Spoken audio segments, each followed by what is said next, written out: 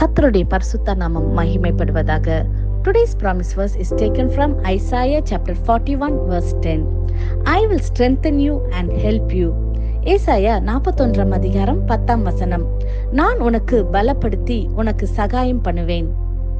Some days you do not need motivation, you need strength. Some battles do not need advice, they need help. ஒரு சில நாட்கள் உங்களுக்கு ஊக்கம் தேவையில்லை, உங்களுக்கு பலன் தேவை. சில போராட்டங்களுக்கு ஆலோசனை வேண்டாம், உதவி தேவை. இந்த நாளிலே தேவன் நமக்கு கொடுக்கின்ற நம்பிக்கையின் வாக்குத்தத்தத்தின் மூலமாக அவர் சொல்லுகிறார், நான் உன்னை பலப்படுத்தி உனக்கு சகாயம் பண்ணுவேன் என்று.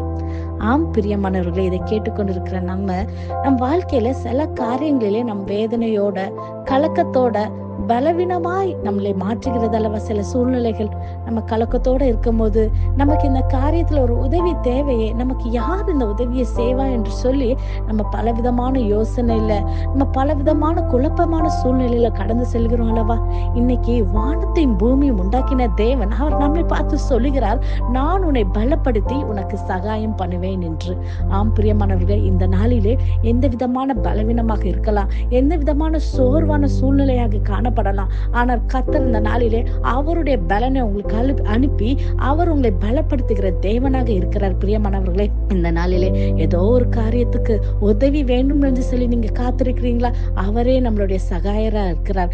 அவர் நமக்கு சகாயம் பண்ணுகிற தேவனாக இருக்கிறார். நீங்க ஏசப்பாவை என் உள்ளத்துல வாங்க கர்த்தாவே, எனக்கு நீங்க உதவி அனுப்புங்க என்று சொல்லி நம்ம அவரை நோக்கி கூப்பிடும் போது அவர் நமக்கு பதில் தருகிற தேவனாக, அவர் நமக்கு சகாயம் பண்ணுகிறவராக, உதவி அனுப்புகிற தேவனாக இருக்கிறார். பிரியமானவர்களே, இந்த நாளிலே உங்க குடும்பத்துல உங்களுக்கு தேவையான ஒரு சகாயத்தை, உங்க வேலையில நீங்க படிக்கிறதா இருந்தா உங்க படிப்பின் காரியத்துல ஒரு பண தேவையோட நீங்க ஒரு வேலை இந்த நாளிலே இந்த நிகழ்ச்சியை பார்த்து கொண்டு இருந்தீங்கன்னா உங்களுக்கு அந்த பண தேவை செய்து முடிக்க கர்த்தர் வல்லமையுள்ள தேவனாக இருக்கிறார். இந்த நாளிலே இந்த வாக்குத்தத்த வசனத்தை நீங்கள் விசுவாசித்து கர்த்தரை நோக்கி கூப்பிடும்போது நிச்சயமாகவே கர்த்தர் உங்க வாழ்க்கையில பெரிய காரியங்களை செய்ய வல்லமையுள்ள தேவனாக இருக்கிறார். பிரியமானவர்களே, today if you feel afraid, weak or helpless, remember this: your weakness is not your final chapter, it is the doorway for God's strength to move. He will strengthen you, he will help you and he will carry you through.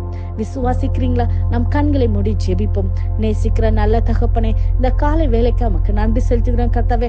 ஆண்டவரே, இந்த காலையில நீங்க கொடுத்த அந்த வாக்குத்தத்த வசனத்துக்காய் நமக்கு நன்றி செலுத்துகிறோம் ராஜா. ஆண்டவரே, இந்த வாக்குத்தத்த வசனத்தை விசுவாசித்து ஜெபிக்கிற ஒவ்வொரு பிள்ளைகளுடைய வாழ்க்கையில கர்த்தாவே நீர் பிள்ளைகளை பலப்படுத்தி இந்த நாளிலே சகாயம் கிடைக்க பண்ணும்படியாக நீங்க செய்யுங்கப்பா. எந்தெந்த காரியத்துல அப்பா உங்களுடைய உதவிக்காக காத்திருக்கிறாங்களோ இந்த நாளிலே கர்த்தாவே அப்பா உங்களுடைய உதவி கிடைக்கும்படியாக அற்புதமாய் பிள்ளைகளை நீர் நடத்தும்படியாக ஜெபிக்கிறேன் கர்த்தாவே. பெரிய காரியங்களை எதிர்பார்க்கிறோம். இயேசுவின் மூலம் ஜெபிக்கிறோம். ஜெபம் கேட்டபடியால் ஆமென். God bless you.